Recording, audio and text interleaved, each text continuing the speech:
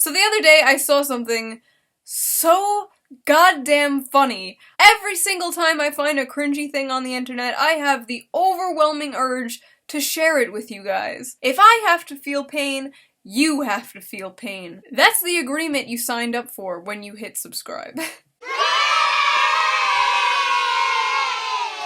So, magically, Anita Sarkeesian has not blocked me on Twitter yet, and she retweeted what I can only describe as a curse upon my timeline and/or life.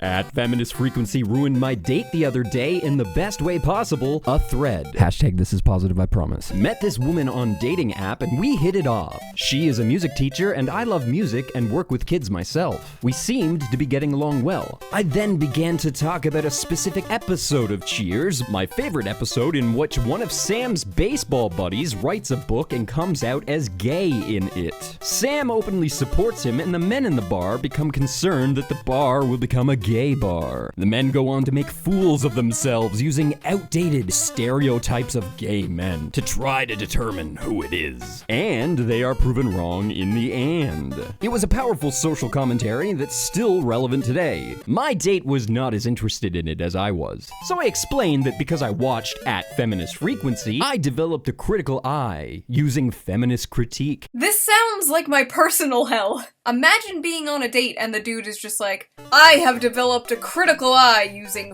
feminist critique.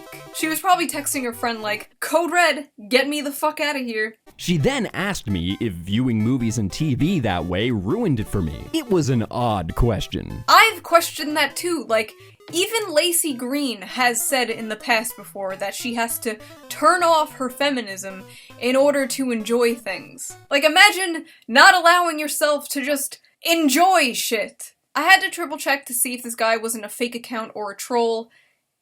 Unfortunately, he's not. I mentioned some of the topics of the Tropes v Women videos, not even daring to go into the other amazing things that those women do with that organization. So this dude is on a date with a woman and won't stop talking about another woman. And she was getting visibly frustrated. At one point I said something like, it depends on the context of the game. If you have a war game and a woman is running around in a bikini and shooting guns, does that really make sense? She then said something like, well, was the character designed to be arousing? Yes, exactly. I like this girl. It was going badly for both of us. This was a huge philosophical difference, yes, but also a intellectual difference. First of all, intellectual. Second of all, what an asshole. Someone disagreeing with your subjective opinions about movies and TV shows doesn't make them less intelligent than you. Also, isn't this what these people call mansplaining? Pretty sure this dude is just straight up mansplaining to this girl about feminism. Then we started talking about The Last Jedi, and there was no going back. She hated Luke, I loved him. It was over. Imagine literally ending a relationship over The Last Jedi. My boyfriend and I disagree on many things, especially when it comes to like movies and entertainment. For example, I love the Porgs, and he has a cold, dead heart. Like, could you imagine if our first conversation was about The Last Jedi and I said I liked Porgs and he was just like, nah, I'm done.